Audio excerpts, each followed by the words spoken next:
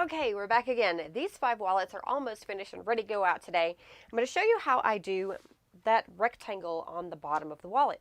I do it differently than I've seen anyone else do it, and I like this method. I like having that rectangle there, especially considering I do the center turn on my wallet, and I feel like double-sided tape and things like that behind it is not going to hold it securely enough for my likes, for my peace of mind sending a wallet out to a client. I'm afraid they're going to put something in here and it's going to slide down into that lining and it's going to be gone forever. So anyway, I'm going to show you how I do the rectangle. So on this wallet you can see that the rectangle is there, but it doesn't cut off here. It's not confined to sort of the middle. It goes all the way from top stitching to top stitching. And that's the top stitching that we used to attach the card slots and those flaps. So what I do is, instead of sewing a rectangle, I only sew 2 lines, and I don't do it from inside the wallet. I do it from outside. So I'm going to show you how I do that. I'm going to move these back. We're going to get this one ready. So I'm going to flip this over so that the exterior body of the wallet is facing up on my work surface. Now, if you center your top stitching lines on your mat, this is 8 inches from top stitching to top stitching line. So that's a total of 8.5 inches wide, but we're looking for that 8-inch middle so that we can easily find that center line, which is 4 inches.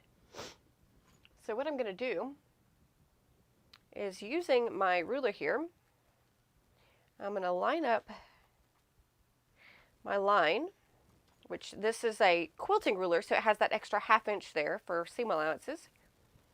So I'm going to line that 9-inch line up with the line on my grid mat that marks the center. And I'm going to use my chalk runner just to run a line of chalk down. Now I'm going to go on the other side 1/2 inch and make another line. And that's going to give me my 1-inch gusset on the bottom of the wallet. Okay, so that's where my stitching is going to be. So I've already placed some double-sided tape on the back side of my zipper pocket piece. And I'm going to pull this tape backing off, move my flaps out of the way, and I'm just going to kind of eyeball center.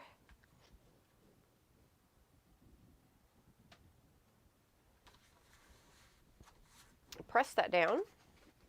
I'm going to open up my zipper and just make sure that my lining is still laying nice and flat in there. So one thing that I'm going to do is just kind of finger press my flaps back, because I don't want to sew through those. You can iron it back if you like. If you're using cotton, that'd be great. So now I'm going to turn it with the exterior facing up and go over to the machine. And I'll see you there. Okay, we're over at the machine. Yes, I know there are chalk marks all over the exterior of the wallet. That's okay. I will brush them off.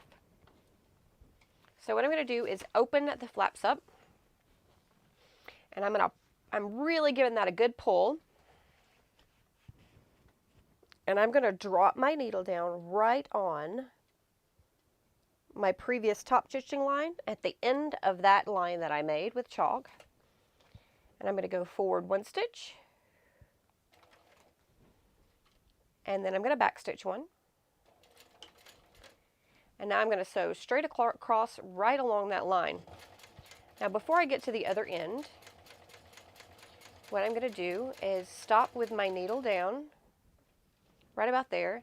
Now I'm going to take my flap, and using my fingers here, I'm going to push just to make sure that my flap is out of the way, and I'm going to sew right up to that top stitching line. Okay, and it looks like my mic died here, so I'm going to back stitch 1 and then with my needle up. Normally I would sew in one direction down both sides, but because of this wallet and a little how fiddly this is to do, I just turn it around and sew from that side down. So again, I'm dropping the needle down into that previous line of stitching across there, and then I'm going to come forward across the wallet. I'm going to speed this part up until I get to the other side.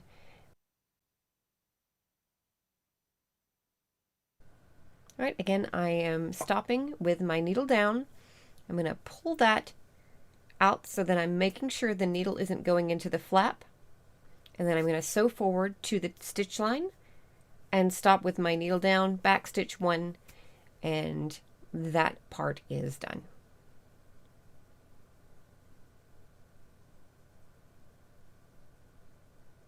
I am going to clip my threads on the outside, and then I'll clip the long threads on the inside, and I will heat set those. And on the inside, I don't even bother cutting that one. I just leave it there, and nobody's going to see it with the flaps of the wallet once they're done. Okay, just brushing off all of that chalk there. I have this paintbrush on my counter that I use to brush away the chalk. It works pretty well. And now we have this nice, really neat rectangle on the bottom of the wallet. And I'm just folding it along those lines and giving it a little finger press. And having those lines there really does give you a good shape to the wallet.